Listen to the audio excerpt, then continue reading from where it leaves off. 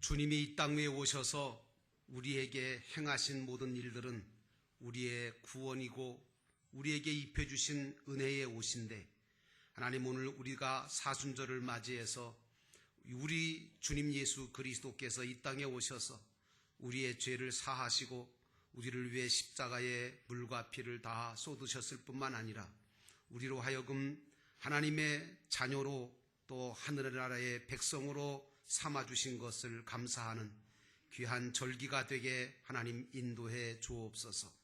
오늘도 주님의 말씀을 받고자 합니다. 주님의 입에서 나오는 말씀만이 우리를 살리시고 우리를 고치시고 우리에게 능력이 되어지고 우리 인생의 전환점이 되어지는 줄로 믿사오니, 오늘도 하나님의 말씀이 나에게 다가오게 하셔서 그 말씀을 받는 우리 모두가 하나님의 귀한 은혜를 경험하게 하옵소서. 성령이 운행하시고 역사해 주시기를 예수님의 이름으로 간절히 기도하옵나이다. 아멘. 오늘 주보에는 그 하늘나라 열쇠라고 하는 제목을 적어놨는데, 오늘 본문의 말씀의 제목은 내 교회를 세우겠다라고 하는 제목으로 말씀을 드리려고 합니다. 따라하십시다. 오직 예수님, 교회를 세웁시다. 여러분 모두가 교회의 지체로서 교회를 세우시며 또 교회다운 교회가 되어지시기를 주님의 이름으로 축원합니다. 오늘 말씀의 제목은 내 교회를 세우겠다라고 하는 제목으로 여러분과 함께 말씀을 나누기를 원합니다. 일반적으로 많은 사람들이 교회를 건물로 생각을 해왔습니다. 그래서 옛날 예수를 믿던 초창기 그리스도인들은 이 교회라고 하는 이 건물, 교회 그러면 뾰족한 철탑이 있어야 되고, 그리고 종탑이 있고 종이 달려 있고 종소리가 들리고, 그리고 이 교회라는 것을 어쨌든 건물이라 이렇게 생각을 해서 건물적인 교회를 생각을 하는 경우가 많았습니다. 그러나 교회와 건물 예배당은 같은 것은 아닙니다. 왜냐하면 이제 진정한 교회라는 것은 우리가 뭔가 하는 것에 대해서 알 필요가 있는 시대가 됐습니다. 교회라는 것은 에클레시아라고 부르는데 부르심을 입은 자들이다 라고 하는 뜻이 들어있죠. 사도 바울은 교회를 가리켜서 뭐라고 얘기하냐면 그리스도 예수 안에서 거룩하여지고 성도라고 부르심을 입은 자들이 바로 교회다, 이렇게 말하고 있습니다. 그러니까 저와 여러분들이 바로 교회인 줄로 믿습니다. 그래서 또 사도 바울은 이렇게 말했습니다. 각 처에서 곳곳에서 우리의 주 곧 저희와 우리의 주 되신 예수 그리스도의 이름을 부르는 모든 자들, 이 사람들이 바로 교회다, 이렇게 이야기를 했거든요. 그러므로 교회는 건물이 아니라, 건물은 예배당이죠. 이 건물이 아니라 사람입니다.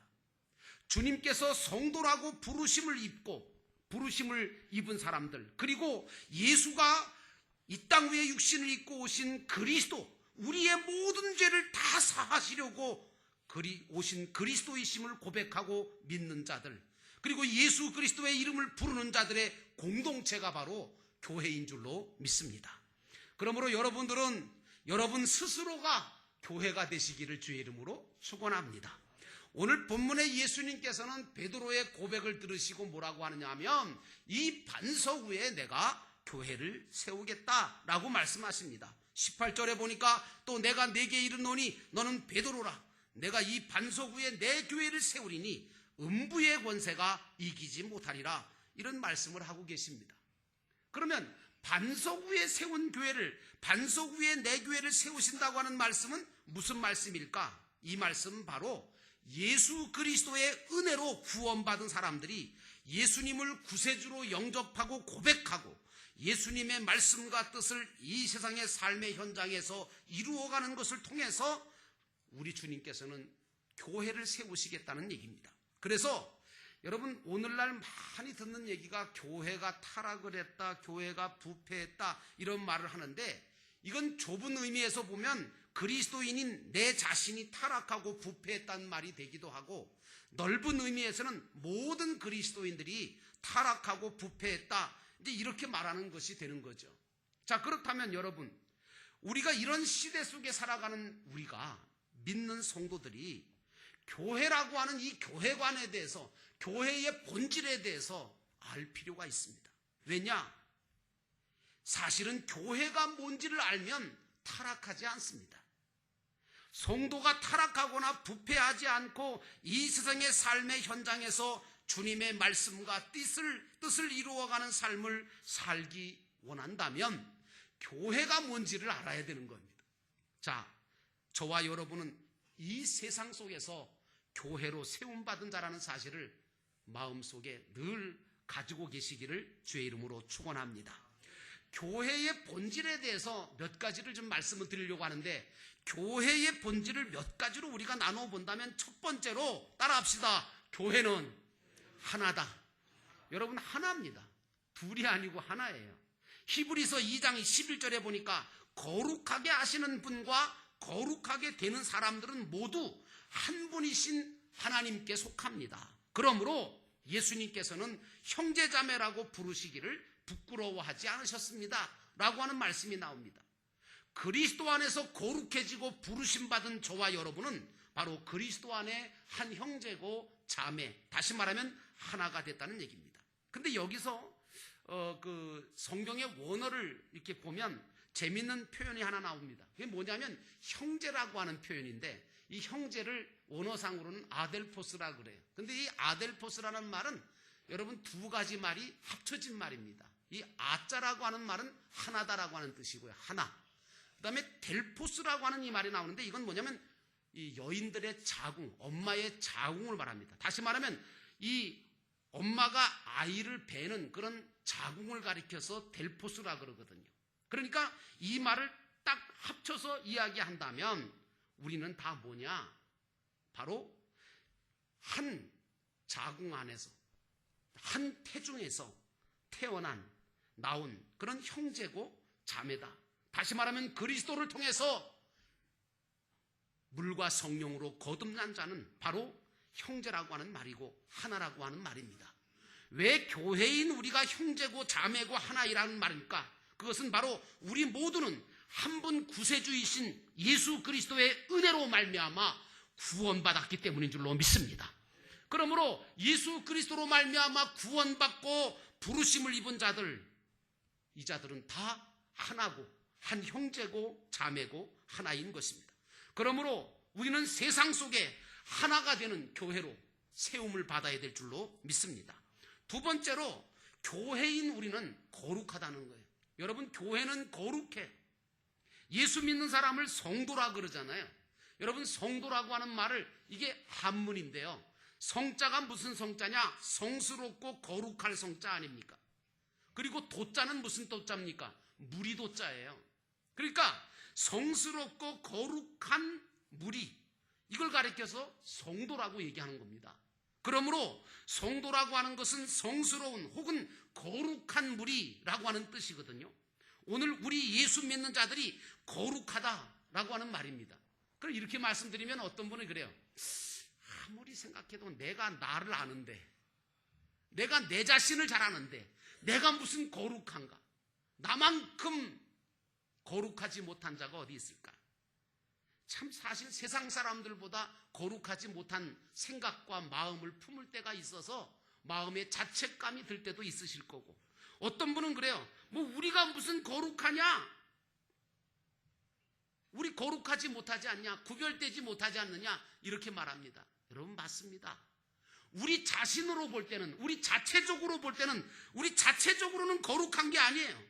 우린 분명히 죄가 있고 허물이 있고 그리고 정말 더럽혀진 심령이 있을 수가 있어요. 그러나 여러분, 한 가지 분명한 사실을 아십시오.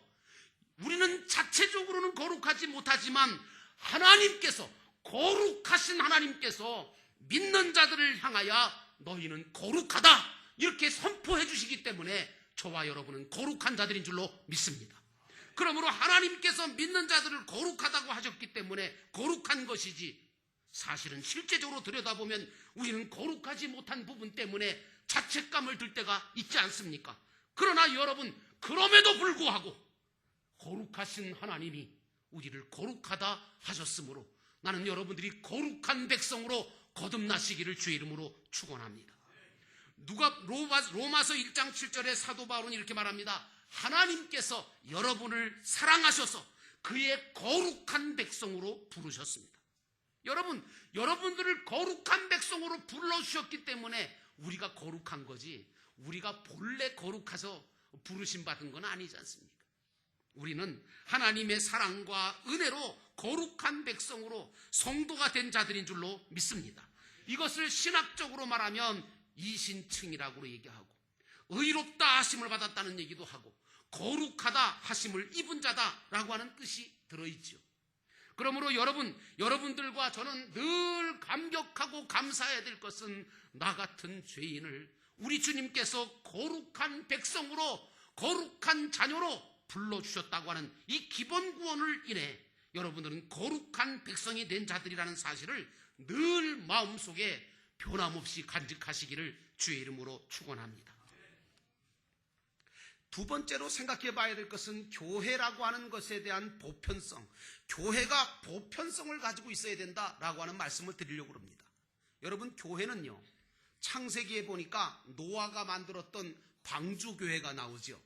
그 어마어마한 방주를 노아가 120년 동안 8식구와 함께 잣나무로 만들었잖아요. 그런데 이게 방주를 만들었는데, 이 방주를 만들어 놓은 이 생명을 구원하는 생명구원선인데, 여러분, 교회는 바로 생명을 구원하는 생명구원선이 되어야 될 줄로 믿습니다. 그런데 여러분, 그 노아의 방주에 거룩하고 정결한 짐승만 탔습니까? 아니면 거룩하지 못하고 정결하지 못한 짐승도 탔습니까? 거룩한 짐승만 탄 게 아닙니다. 정결한 짐승만 탄 게 아니라 거기 더럽고 추한, 그리고 부정한 짐승도 같이 태웠습니다. 여러분, 교회도 마찬가지입니다. 그렇기 때문에 이런 구원의 생명구원선인 교회는 보편성을 가지고 변화되어야 돼요. 무슨 말이냐? 너무 쓸데없이 율법적이거나 보수적인 것은 위험하다, 그런 말씀입니다. 우리 한국에 기독교가 들어왔어요. 선교사들이 와보니까 우리 한국 사회가 이게 술 때문에 망하는 거예요. 가정이 술 취해서 남편들이 아내 두들겨 패고 자식도 두들겨 패고 폐가 망신하고, 그리고 담배 때문에 건강이 너무 상하고, 술과 담배, 그 다음에 노름, 이 세 가지가 모든 사람들을 다 병들게 하는 것을 보고 이 세 가지를 죄악시했어요. 그러므로 말미암아 그 당시의 사람들은 이것을 보고, 야, 기독교인들이 되니까, 기독교인이 돼야 가정이 살겠다. 그래서 여러분, 이 세 가지를 죄악시함으로 사람들로 하여금 호응을 얻었잖아요. 그리고 제사도 드리지 않아요. 그러니까 제사에 그 찌들어 있던 사람들이 기독교의 그 상황을, 기독교를 받아들이면서, 믿음을 받아들이면서, 또 남녀 차별이 너무 심했던 그런 사회 속에서 기독교의 신앙은 많은 것들을 개화시키기 시작했어요. 그런데 말이죠, 이제 현대는 어떠냐? 오히려 이런 것을 때문에 선교가 막히고 있어요. 무슨 얘기냐? 보편성이 떨어진다는 거예요. 오늘날 교회는 보편적이어야 돼요. 다시 말하면 보편적이라고 하는 말은 무슨 말이냐? 여러분, 보편적이라고 하는 말은 본래 카톨리코스라고 하는 말에서 나온 말인데, 이걸 캐톨릭이라고 그러네요. 이 캐톨릭이라는 게 바로 카톨리코스라고 하는 원어에서 나온 건데, 종교개혁 이후에 개신교는 이 천주교, 캐톨릭과 구별하기 위해서 유니버설이라고 하는 말을 썼어요. 그런데 사실은 카톨릭이나 유니버설이나 같은 의미로 보편성이라고, 보편적이라는 말하고 똑같은 의미를 갖고 있어요. 그러므로 교회는 어때야 되느냐? 세상을, 보편성을 가지고 품고 구원해야 될 사명이 있는 것이 교회인 줄로 믿습니다. 교회가 보편적이라고 하는 것은 하나님의 은혜로 의롭다함을 받고 칭함을 받는 것은 어떤 인종이든지 다 구원받을 수 있다는 거예요. 어떤 직업이나 재산이나 지식이나 남녀노소 빈부귀천을 따지지 않고 다 똑같이 예수 그리스도를 믿고 나면 구원함을 받고 의롭다 칭함을 받을 수 있다고 하는 뜻이 바로 교회가 가지고 있는 영적인 보편성인 줄로 믿습니다. 그런데 대부분 잘못된 게 뭐냐면, 예를 들면 그런 거예요. 전도해보면 그래요. 나는 술을 끊어야지 교회 다닌다. 나 예수 못 믿는다고, 술 먹는 것 때문에. 여러분, 술, 담배 먹는다고 예수 못 믿습니까? 아니죠. 그럴수록 더 믿어야 되는 겁니다. 술, 담배 먹는다고 구원 못 받습니까? 아니지요. 예수를 믿으면 구원 받습니다. 어떤 사람들은 술, 담배 때문에 의롭다 하심을 못 받는다고 생각을 해요. 아니에요. 하나님의 그 구원의 보편성은 절대 그런 걸로 제약받지 않습니다. 다만 여러분, 우리 기독교가 왜 그런 것들에 대해서 금하고 있느냐 하면, 우리의 몸과 마음의 건강을 해치게 되기 때문이고, 하나님이 이루라고 하신 구원을 이루어가는데 막대한 지장을 주니까, 하나님의 영광을 가리게 되니까, 그리고 죄짓고 유혹거리가 되기 때문에 우리는 술 취하지 말라, 이는 방탕한 것이니라고 이야기하는 것입니다. 그러므로 무엇이든지 그것이 하나님의 영광을 드러내고 구원을 이루고 교회를 세우고 하나님의 뜻을 이룰 수 있는 것이라면, 그것은 절대로 정죄해서는 안 되고 죄가 될 수가 없는 것입니다. 오해 없이 들으시기 바랍니다. 그러므로 여러분, 교회는 세상을 품고 구원해야 될 보편성을 가지고 있어야 돼요. 그러므로 교회는 보편성을 가지고 절대로 차별해서는 안 됩니다. 구원받을 백성에 대해서 차별하면 안 된단 말이에요. 하나님이 베푸시는 기본 구원 외에는 절대 차별이 없습니다. 누구는 더 받고 누구는 덜 받고, 누구는 구원받고 누구는 구원받지 못하고, 이렇게 구분할 필요가 없다는 거예요. 그래서 솔직히 얘기하면 큰 교회다 작은 교회다, 예배도 대배다 소예배다, 아니요, 그런 구분하면 안 돼요. 어폐가 있는 거예요. 여러분, 미국에 가보면 백인들만 모여서 예배드리는 교회가 있어요. 그럽디다. 백인들만 있어요. 흑인 못 들어와요. 흑인들만 또 모이는 교회가 따로 있어요. 거기 백인 하나도 못 들어와요. 심지어는요, 지금 한국에도 어떤 교회가 그런다고 그러는데, 심지어는 교인의 자격을 아주 강화시키는 거예요. 왜냐? 아무나 교인 될 수가 없다. 그래가지고 교인의 자격을 아주 강화시키고 심사를 해가지고, 이 사람은 절대로 교인 될 수가 없다 하고 그런 심사 기준이 있더라고요.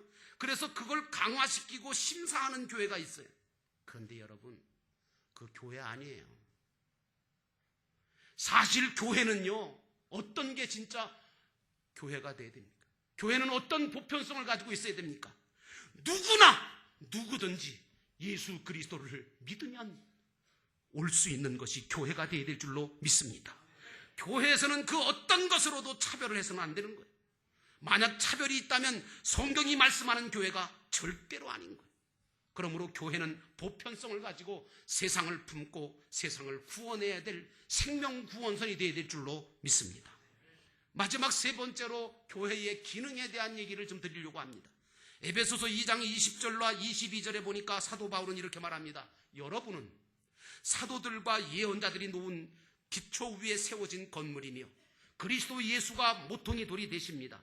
그리스도 안에서 여러분도 함께 세워져 가서 하나님이 성령으로 거하실 처소가 되는 것입니다 라고 바울이 이야기합니다.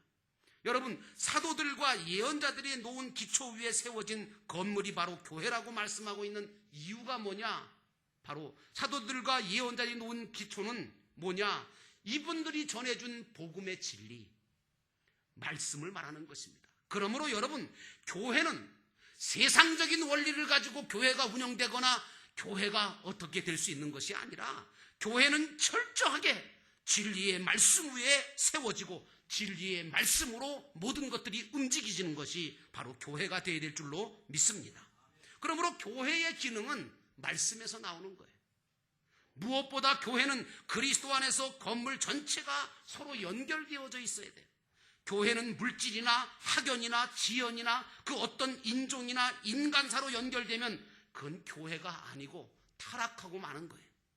이런 것으로 연결된 곳은 교회가 아니라 그건 단체지요. 친목단체든지 아니면 무슨 기관이지, 그건 교회가 아니죠. 그러므로 여러분, 교회는 철저하게 예수님 중심, 철저하게 말씀 중심이 되어야 될 줄로 믿습니다. 그 에밀 브로너라고 하는 신학자가 교회의 오해라고 하는 책을 썼어요. 근데 이 책에 보면 세상 사람들이 교회에 대해서 오해하는 것이 여러 개가 있는데, 첫째로 뭐냐? 교회를 학교처럼 생각한대요. 물론 뭐 교자가 들어갔으니까 가르치는 것도 맞긴 한데요. 교회를 학교처럼 생각한다는 거죠. 두 번째로 교회를 친교하는 곳으로, 친목 장소로 생각한다는 거예요. 여러분 그렇습니까? 물론 그거 없진 않지만 그게 목적이 아니잖아요. 세 번째로 교회를 자선단체로 생각한다는 거예요. 심지어는 교회 안에 들어있는 교인들도 교회를 자선단체로 생각하시는 분들이 계신데 아니에요, 여러분. 교회는 자선단체 아니에요. 네 번째로 교회를 정의를 부르짖는, 다시 말하면 불의에 저항하는 단체로 보고 있는 사람들이 있다는 거예요. 그러나 여러분, 이러한 교회는 진정한 의미에서의 교회는 아니고 이런 교회는 언젠가 다 무너지고 마는 것입니다. 그러므로 오직 교회는 예수님으로만, 말씀으로만 연결되어 있어야 거룩한 성전이 되어갈 수가 있는 줄로 믿습니다. 머리이신 주님과 하나가 돼서 오직 하나님의 말씀에 기초해서 굳게 세워져가는 저와 여러분 되시기를 주의 이름으로 축원합니다. 사람의 숫자가 많고 적느냐, 그거 문제 아닙니다. 건물 예배당이 있느냐 없느냐, 그것도 문제가 아닙니다. 하나님의 말씀에 기초 위에 세워진 교회냐 아니냐, 이것이 중요하다는 얘기입니다. 그러므로 우리 영도교회는 철저하게 예수님 중심, 철저하게 말씀 중심의 교회로 이 교회가 세워져야 될 줄로 믿습니다. 이제 마지막으로 교회는 하나님의 통치가 이루어지고 하나님의 영광이 나타나는 하늘나라가 임하는 곳이 바로 교회 아닙니까? 그러므로 여러분, 이 예배를 드릴 때에 하나님의 통치하심이 있는 하늘나라가 오늘 예배하는 이 자리에 여러분 심령 가운데 임하게 된다는 사실을 믿으시기를 주의 이름으로 축원합니다. 그래서 우리가 이 예배 드리며 감격하는 거예요. 왜? 하나님이 나를 온전하게 통치해 주시고 다스려 주시니 얼마나 행복해요. 내가 고민할 필요도 없어요. 내가 걱정할 필요도 없어요. 그분께 다 맡기면 되는 거예요. 나라와 민족, 내가 염려하고 있는 모든 문제 주님 앞에 맡기면 주님이 그 진정으로 예배드리는 가운데 하나님의 나라가 내 안에 임하게 하시는 줄로 믿습니다. 그러므로 또 우리는 여기 이 예배를 통해서 교회 안에서, 우리가 이 예배당 안에서 하나님 앞에 예배드리면서 하나님의 통치를, 하나님의 나라가 임하는 것을 경험한 우리들은 이 하늘나라를 또한 각자의 삶의 현장에서 건설해가는 것이 바로 교회가 된 저와 여러분의 사명이라는 것도 깨달으시기를 바랍니다. 그래서 잃어버린 에덴 동산을 가정에서 회복하고 하나님과 이웃을 사랑하는 관계로 회복시켜가는 그런 교회의 역할, 교회의 사명, 교회의 기능들을 감당하는 각자가 되시기를 주의 이름으로 축원합니다. 이제 그러므로 우리는 모든 것을 하늘나라를 건설하고 전파하는 데 힘써야 합니다. 우리에게 받은 하나님께서 주신 물질, 그리고 명예, 지식, 은사 등을, 이것을 교회를 위해서 하나님의 나라를 세워가는 데 사용하는 것은 결코 허비가 아니요, 이것은 바로 가장 가치 있는 일이고 가장 보람 있는 일입니다. 이것이야말로 참된 신앙의 운동이고 하늘나라 천국의 상급과 면류관이 되어진다는 사실을 깨달으시기를 주의 이름으로 축원합니다. 그러므로 사랑하는 성도 여러분, 오늘 저와 여러분들은 오늘 베드로를 향하여 우리 예수님께서 정말 내가 교회를 세우겠다라고 하신 이 진정한 교회, 이 참된 교회, 하나님께서 기뻐하시는 영광 받으시는 교회를 여러분들의 심령 안에 세워가시기를 주의 이름으로 축원하고, 또한 함께 모인 이 공동체가 철저하게 예수님 중심, 말씀 중심의 교회가 되어지도록 기도하며 함께 섬기시는 여러분과 제가 되기를 주의 이름으로 축원합니다. 기도하겠습니다. 오늘 우리가 기도할 때 주님께서 오늘 신앙 고백을 가졌던 베드로를 향하여 내 교회를 세우겠다고 말씀하셨습니다. 하나님은 나를 통하여, 주님은 나를 통하여, 우리를 통하여 주님의 거룩한 교회를 세우기를 원하십니다. 구원의 생명구원선을 온전하게 세우기를 원하시고 교회가 되기를 원하시는 주님, 우리 스스로가 거룩한 자가 되게 하시고 오늘 우리 스스로가 하나님 앞에 복된 자로 살아가게 하옵소서. 교회의 기능, 교회의 보편성을 가지고 많은 사람들을 주님 앞으로 인도하는 주님의 교회가 되게 하옵소서. 우리 함께 기도하겠습니다.